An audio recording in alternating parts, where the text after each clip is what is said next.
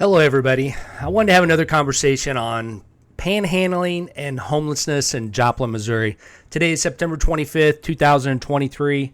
Again, got in the car at 10 a.m., went to Ewart Park, 7 homeless, and probably 6 to 8 that were walking in the vicinity, either going there or leaving there, on top of the 7 that were already there. I would rate this park as dangerous. It looked like there could be some selling of drugs on the property. It does not look safe. So for my fellow citizens out there, I wouldn't go there after dark. And if you go there, I would go there in numbers, 2 or 3 people at a time. I would just be careful there at Ewart Park. Okay. What's sad is I think there's a daycare that's attached to the east side of that property, right by the skateboard ramp back there, the ramp. So it is sad, and I'm just telling you, I've been all over the world, Turkey, Iraq, Africa.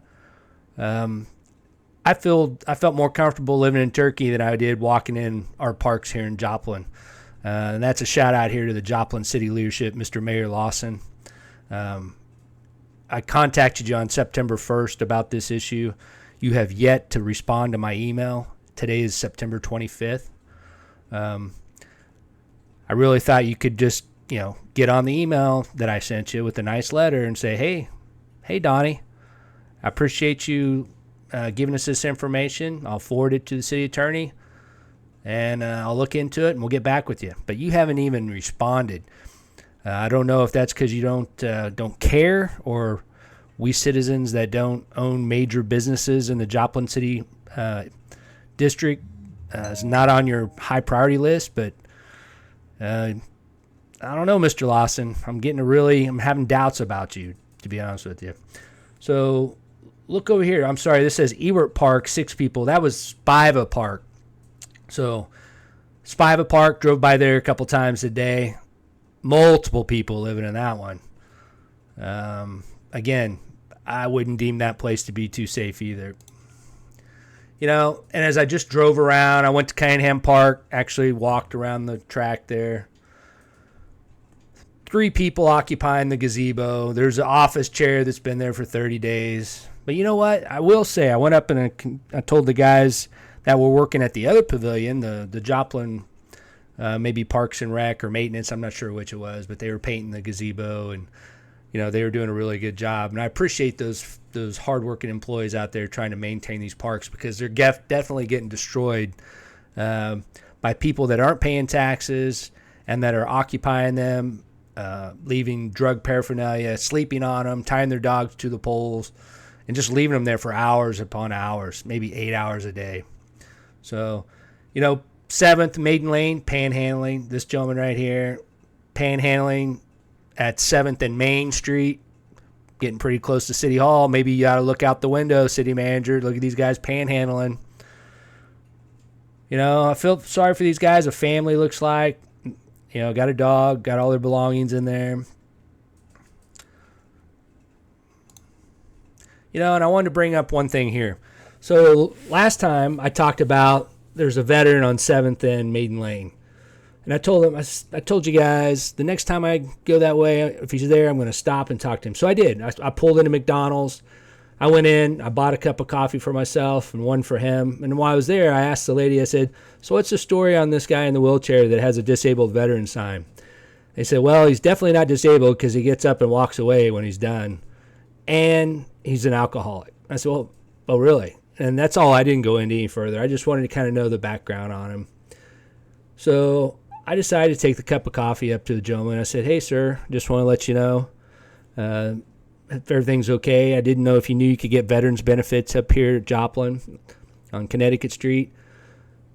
And he's like, yeah, there's a guy that was supposed to pick me up today and take me up there to see if I can get benefits and this kind of stuff, which I'm not quite sure I believe that story. Just happened to be today. Well, I asked him, I said, I'll get you in my car and I can take you up there right now if you like. I can see if we can get you enrolled and see, what documents you need to get you enrolled. Because if you're a veteran, you probably earn those benefits. I want to make sure you're taken care of. But he really wasn't too interested in that. So, there's a lot more to that story. He gave me his name and, said he had some health issues and things like that. But anyway, I just wanted to follow up. I think if we get involved, we start asking questions and don't be intimidated. There's these people on Facebook that are like, I don't want to call them Marxist, but they have a Marxist ideology. It's like all hardworking American people, it's your fault, and that we're not giving enough or loving enough or compassionate enough or tolerant enough. But hey, you can't hold anybody accountable in America. You can't say, hey, that's not right, or this ain't right, or that's not according to the law. No, we have to be tolerant of everything. Well, I don't think that's quite right. So I'm tired of these people blaming hardworking citizens, hardworking Americans on the major homelessness and panhandling that we have in this city. And I think there's a group of these Marxist individuals that are obviously all over Facebook. Anytime you say anything, they jump on you and try to intimidate you and call you a bad person, that you just want to bring up an issue, a problem, recommendation, and a solution. That's all I'm trying to get here. Don't want to blame anybody, but we definitely can't have people occupying our parks where our kids want to play. We can't have people on every corner of every street in Joplin. It's not safe, right? So you can call me a bad person. You can call me whatever you want to call me.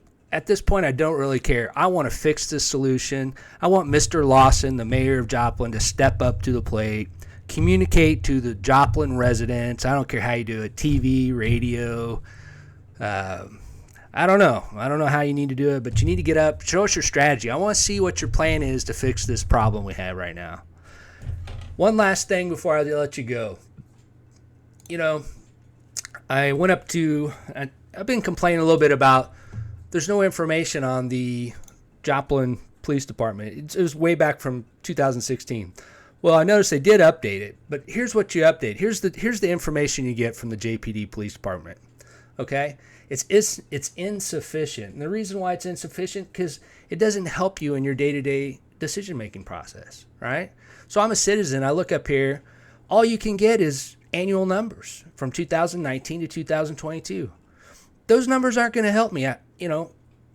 Usually most organizations want to show you how, if they're trying to fight crime, they're reducing crime over a period of time and show you how good they're doing. These stats do nothing for individual residents in Joplin, Missouri. I want to show you a police department that's actually got a crime map. This actually does something for you. And this is what I'm talking about, Mr. Lawson, the mayor of Joplin. I want data. I want information from you. I want something from you. But I don't hear nothing. I don't see nothing. We're all getting frustrated with our situation here in Joplin, Missouri. So here, let's look at Springfield's police department. You get on there, wow, all kinds of crime information. You can click on the crime map here. Go up here, type in Springfield. And by the way, I typed in Joplin. Nothing comes up. Zero, nada, nothing.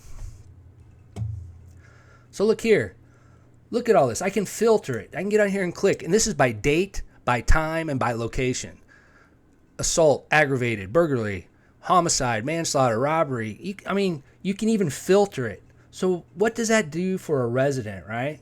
So if a resident wants to get on here and look in his neighborhood, look here. What is this? Oh, a stolen car. What's this? Stolen car. It's got the date, it's got the time, it's got the address, location. So if I live in this area and I have like 5 stolen cars in my neighborhood over the last 30 days, there's a pretty good chance I'm going to try extra hard to lock my car in the garage, right? That is called situational awareness. So a citizen can make a good decision based off information provided to him by his city that we pay taxes to. So the city of Springfield decided to provide every citizen of Springfield access to a crime map that can show them almost in real time, if not real time, in near time, of all criminal activity that's happened around them. This is what I'm talking about, Mayor Lawson. Are you listening to your residents? Are you listening to the citizens you represent? We're asking for your help. Thank you, and have a great day.